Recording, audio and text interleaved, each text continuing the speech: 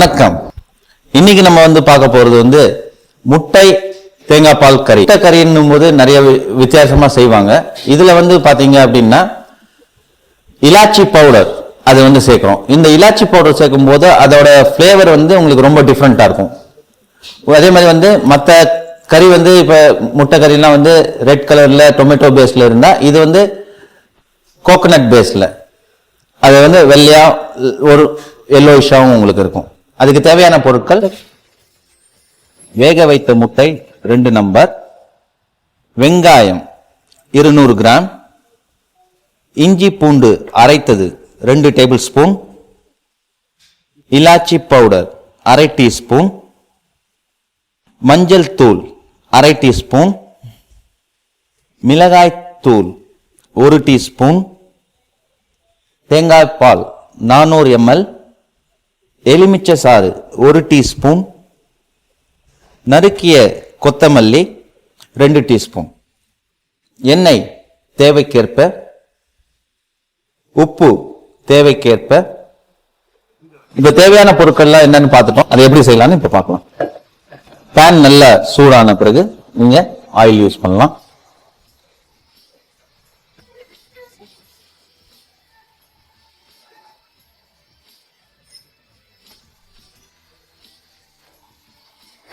இந்த முட்டையை நீங்க பாத்தீங்கன்னா பாயில் பண்ணி கறி மாதிரி நீங்க யூஸ் பண்ணலாம். இல்ல மசாலாவா கொஞ்சம் திக் அந்த மாதிரி மசாலா மாதிரி யூஸ் பண்ணலாம். இல்ல எதுவுமே இல்ல குயிக்கா இதா பண்ணணும் அப்படின்னா பாயில் பண்ண முட்டையை பேன்ல வெறும் பேன்ல உங்களுக்கு லைட்டா இல்ல உப்பு மிளகாத்தூள் போட்டு நீங்க ஸ்டேர் பண்ணி கூட சாப்பிடலாம். அது கூட ஒரு நல்லா இருக்கும். பேன் சூடானதுக்கு அப்புறம் ஆனியன் நல்லா பொடியா நறுக்கி போடும்போது உங்களுக்கு ஈஸியா இருக்கும் குக்கிங், குயிக்கா இருக்கும் உங்களுக்கு குக்கிங்.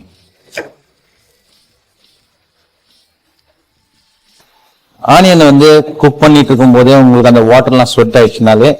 ரெண்டாவது இந்த மாதிரி கறி ஐட்டம் நீங்கள் செய்யும் போது ஆனியன் நல்லா ப்ரௌன் ஆக்கணும். ஆனியனை நல்லா ப்ரௌன் ஆக்குனீங்கன்னா அதுல ஒரு டேஸ்ட் வரும். குக்கிங் எப்பயுமே பண்ணும்போது பாத்தீங்கன்னா உங்களுக்கு ஸ்டெப் பை ஸ்டெப்பா உங்களுக்கு அந்த வித்தியாசங்கள் தெரியும். இப்ப ஆனியன் ராவா இருக்கும் போதே நீங்க மற்ற இன்கிரீடியன்ஸ் போட்டீங்கன்னா அந்த கறி ஒரு டேஸ்டா இருக்கும், டிஃப்ரெண்டா இருக்கும். அதே மாதிரி ஆனியனை நல்லா குக் பண்ண பிறகு அதுக்கு அப்புறம் இன்கிரீடியன்ஸ் சேர்த்தீங்கன்னா அந்த கறி ஒரு டிஃப்ரெண்டா வித்தியாசமா இருக்கும். அதே மாதிரி ஆனியனை ப்ரௌன் ஆக்குனீங்கன்னா அதுல வர கறியில வர டேஸ்ட் இன்னும் வித்தியாசமா இருக்கும். அதனால குக்கிங்ல ஒவ்வொரு ஸ்டெப் ப்ராசஸ்லயும் உங்களுக்கு அந்த கறியோடயோ இல்ல நீங்க பண்ற அந்த டிஷ்ஷோட பினிஷிங் உங்களுக்கு அப்பவே தெரிய ஆரம்பிச்சிடும்.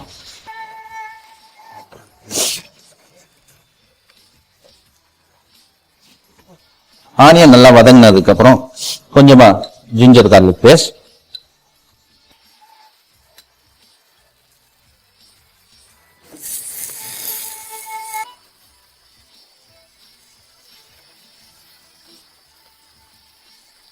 அதுக்கப்புறம் பாத்தீங்கன்னா டொமேட்டோஸ் தக்காளி,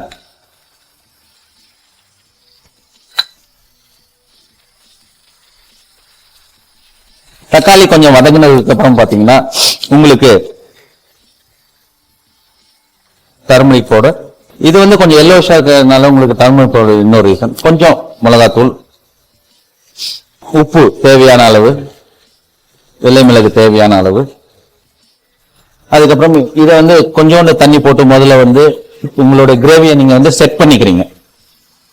எப்பயுமே நீங்க கிரீமோ இல்ல தேங்காய் பாலோ அந்த மாதிரிலாம் போறதுக்கு முன்னாடி உங்களுடைய பேஸ் கிரேவி, இதுதான் உங்களுடைய பேசிக் கிரேவி. இந்த பேஸ் கிரேவியை நீங்க செட் பண்ணிட்டீங்கன்னா அதுக்கப்புறம் அந்த பினிஷிங் வரைக்கும் அது மாறாது. உங்களுக்கு ஏன் சில டைம்ல பாத்தீங்கன்னா எல்லா இன்கிரிடியன்ட்டும் இருக்கும், குக் பண்ணி பிறகு பாத்தீங்கன்னா உங்களுக்கு அந்த பினிஷிங் வராது கிரேவில. அதுக்கு ரீசன் என்னன்னா நீங்க அந்த பேஸ் செட் பண்ற போதே அது கேர்ஃபுல்லா செட் பண்ணிக்கணும். ஏன்னா ரா ஸ்மெல், சில பேர் பாத்தீங்கன்னா கறி நல்லா இருக்கும் ஆனா மிளகாத்தூள் அந்த ஸ்மெல் ராவா தெரியும். முக்கியமா அந்த பொரியல் ஐட்டத்துல எல்லாம் யூஸ் பண்ணும்போது பாத்தீங்கன்னா பொரியல் நல்லா இருக்கும், அதுல மிளகாத்தூள் இல்ல ஏதாவது தனியாத்தூள் இல்ல கரம் மசாலா உங்களுக்கு ராவா தெரியும். அதுக்கு ரீசன் என்னன்னா அந்த பேஸ் நீங்க செட் பண்ணும்போது கரெக்டா பண்ணலன்னு அர்த்தம். சோ இந்த மாதிரி பேஸ் நீங்க செட் பண்ணும் போதே நல்லா கிளீனா செட் பண்ணிட்டீங்கன்னா அதுக்கப்புறம் கறி உங்களுக்கு பினிஷிங் ரொம்ப நல்லா வரும். அதுக்கப்புறமேட்டு செட் பண்ண பிறகு தேங்காய் பால் போடும்போது கொஞ்சோண்டு லைம் ஜூஸ். இந்த டிஷ் வந்து கொஞ்சம் புளிப்பா இருக்கும்.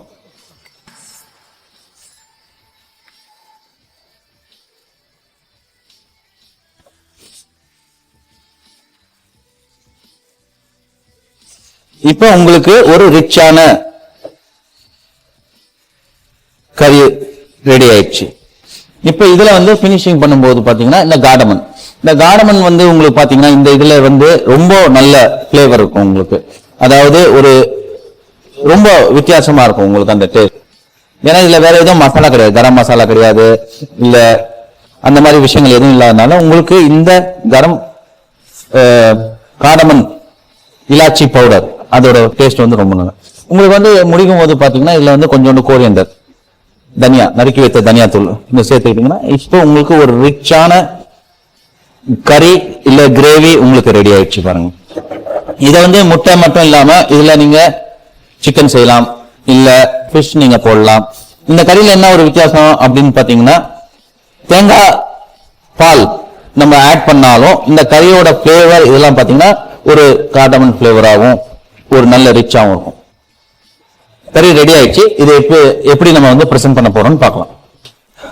இப்ப வந்து பாத்தீங்கன்னா முட்டையை ஏற்கனவே பாயில் பண்ணி நம்ம வந்து ஏற்கனவே பாயில் பண்ணதுனால அதை அழகா இது அடிக்கிறோம். அதுக்கப்புறமேட்டு வந்து பாத்தீங்கன்னா இந்த பினிஷ் பண்ண இது ரிச்சான கிரேவியை வந்து பாத்தீங்கன்னா அதுல மேல அழகா விழும்.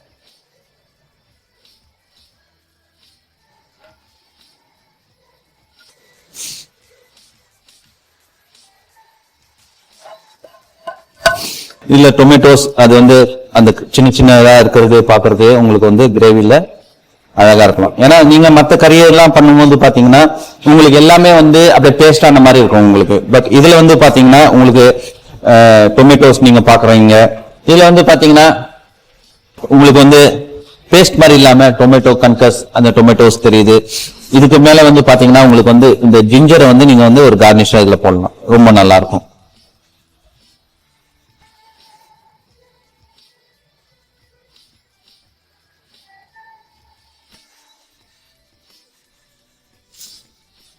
இந்த எக் கறி வந்து பாத்தீங்கன்னா நீங்க வந்து ரைஸ்க்கு வந்து அக்கம்பனிமெண்டா எடுத்துக்கலாம், இல்ல சப்பாத்திக்கு நீங்க அக்கம்பனிமெண்டா எடுத்துக்கலாம்.